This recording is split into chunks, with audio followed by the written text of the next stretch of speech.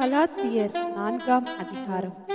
பின்னும் நான் சொல்லுகிறது என்னவெனில், சுதந்திரவாடியானவன் எல்லாவற்றிற்கும் எஜமானாய் இருந்தும் அவன் சிறு பிள்ளையாய் இருக்கும் காலமளவும் அவனுக்கும் அடிமையானவனுக்கும் வித்தியாசம் இல்லை.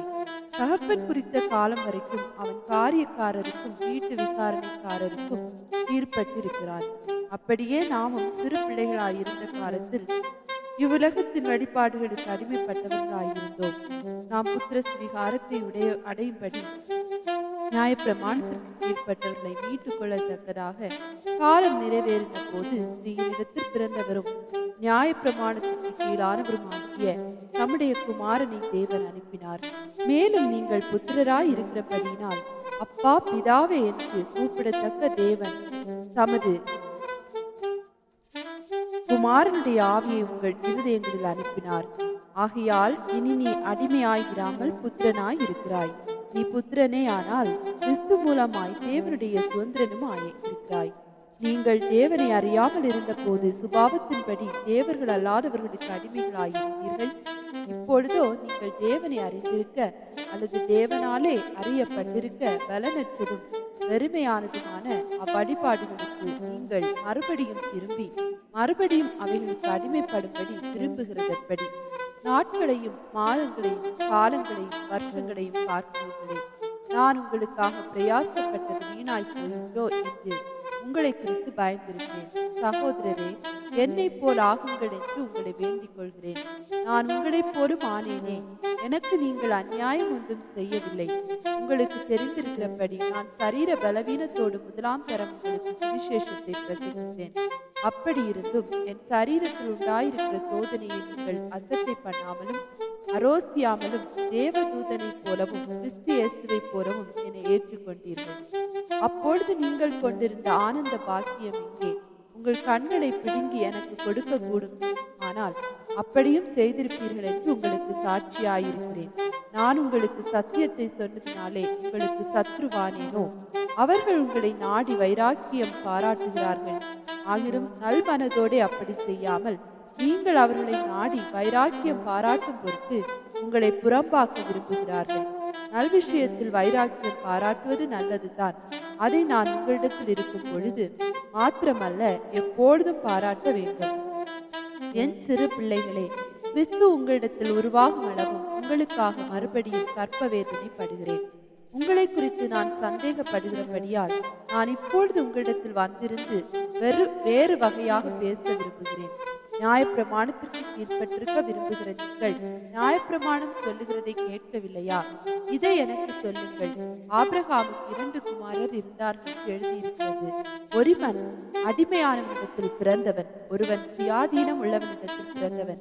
அடிமையானவனிடத்தில் பிறந்தவன் மாம்சத்தின்படி பிறந்தான். சுயாதீனம் உள்ளவரிடத்தில் பிறந்தவன் வாக்கு தத்தத்தின்படி பிறந்தான். இவைகள் ஞான அர்த்தம் உள்ளவைகள். அந்த ஸ்திரீகள் 2 ஏற்பாடுகளாம். ஒன்று சீனாய் மலையில் உண்டான ஏற்பாடு, அது அடிமைத்தனத்திற்குள்ளான பிள்ளை பெறுகிறது. அது ஆகார் என்பவள் தானே. ஆகார் என்பது அரபி தேசத்தில் உள்ள சீனாய் மலை. அந்த ஆகார் இப்பொழுது இருக்கிற எருசலேமுக்கு சரி. இவள் தன் பிள்ளைகளோட கூட அடிமைப்பட்டிருக்கிறாளே. மேலான எருசலேமோ சுயாதீனம் உள்ளவள். அவளே நம் எல்லாருக்கும் தாயானவள். அந்தபடி பிள்ளை பெறாத மலடியே மகிழ்ந்திரு. கற்ப வேதனை படாதவளே கழிப்பாய் எழும்பி ஆர்ப்பரி. புருஷன் உள்ளவளை பார்க்கிடும் அநாத ஸ்திரீக்கு அதிக பிள்ளைகள் உண்டு என்று எழுதியிருக்கிறது. சகோதரரே, நாம் ஈசாக்கை போல வாக்கு தத்தத்தின் பிள்ளைகளாயிருக்கிறோம். ஆகிலும் மாம்சத்தின்படி பிறந்தவன் ஆவியின்படி பிறந்தவனை அப்பொழுது துன்பப்படுத்தினது போல இப்பொழுதும் நடந்து வருகிறது. அதை குறித்து வேதம் என்ன சொல்லுகிறது? அடிமையானவளின் மகன் சுயாதீனம் உள்ளவளுடைய குமாரனோடே சுதந்திரவாளியாய் இருப்பதில்லை. ஆகையால் அடிமையானவளையும் அவளுடைய மகனையும் புறம்பே தள் என்று சொல்லுகிறது. இப்படி இருக்க சகோதரரே, நாம் அடிமையானவளுக்கு பிள்ளைகளாயிராமல் சுயாதீனம் உள்ளவளுக்கே பிள்ளைகளாயிருக்கிறோம். கலாத்தியர் 5ஆம் அதிகாரம்.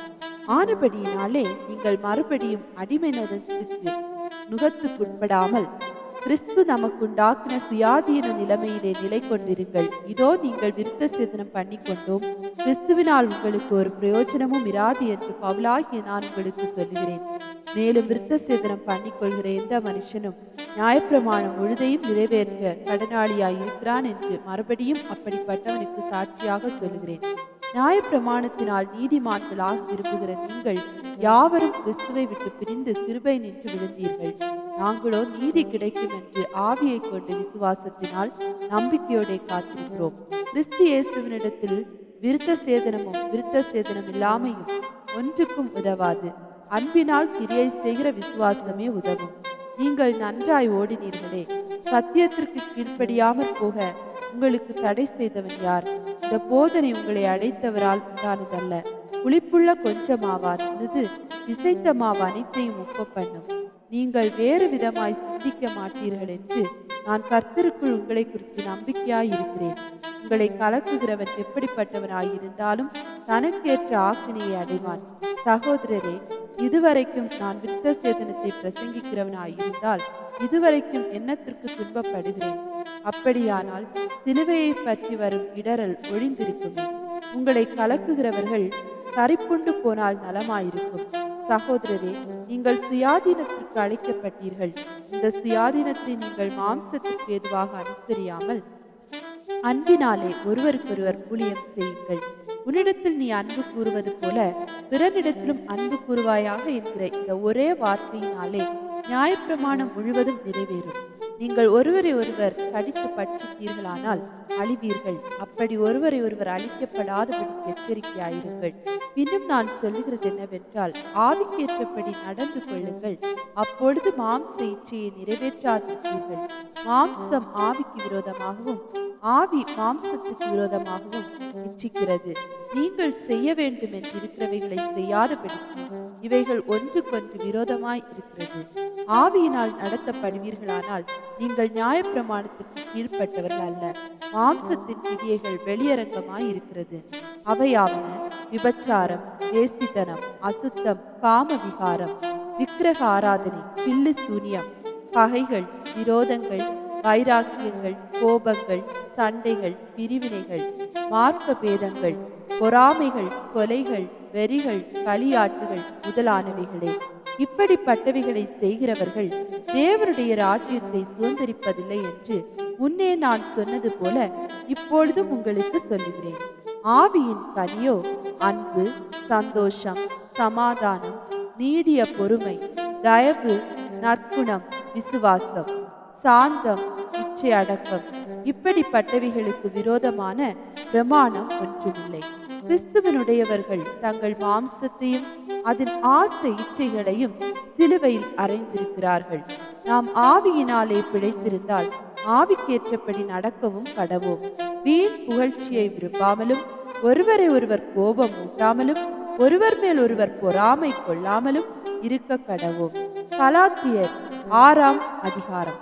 சகோதரரே, ஒருவன் யாதொரு குற்றத்தில் அகப்பட்டால் ஆவிக்குரியவர்களாகிய நீங்கள் சாந்தமுள்ள ஆவியோடே அப்படிப்பட்டவனை சீர் பொருந்த பண்ணுங்கள். நீயும் சோதிக்கப்படாதபடிக்கு உன்னை குறித்து எச்சரிக்கையாயிரு.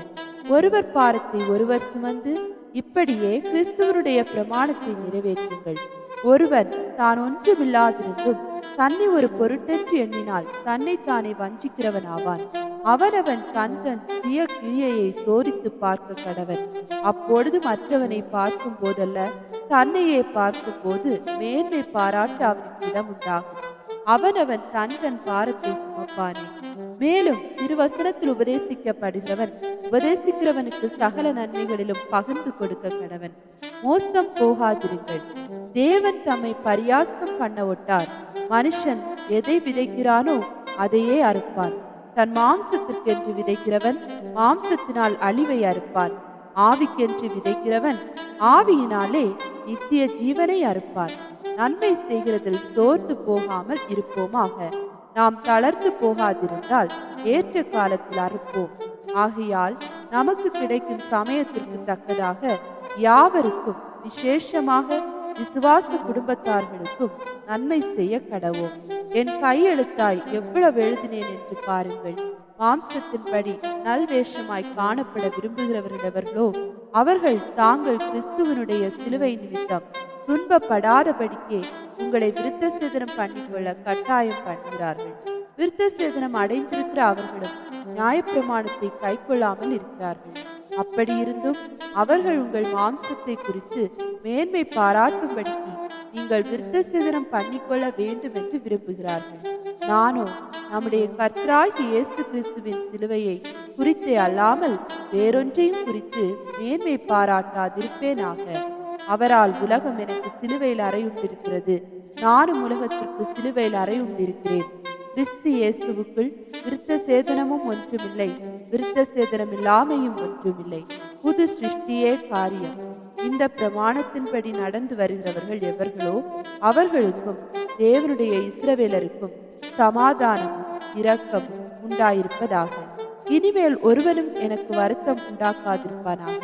கர்த்தராகிய இயேசுவினுடைய அச்சடையாளங்களை நான் என் சரீரத்திலே தரித்து கொண்டிருக்கிறேன்.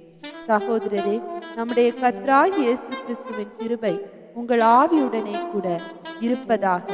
ஆமென்.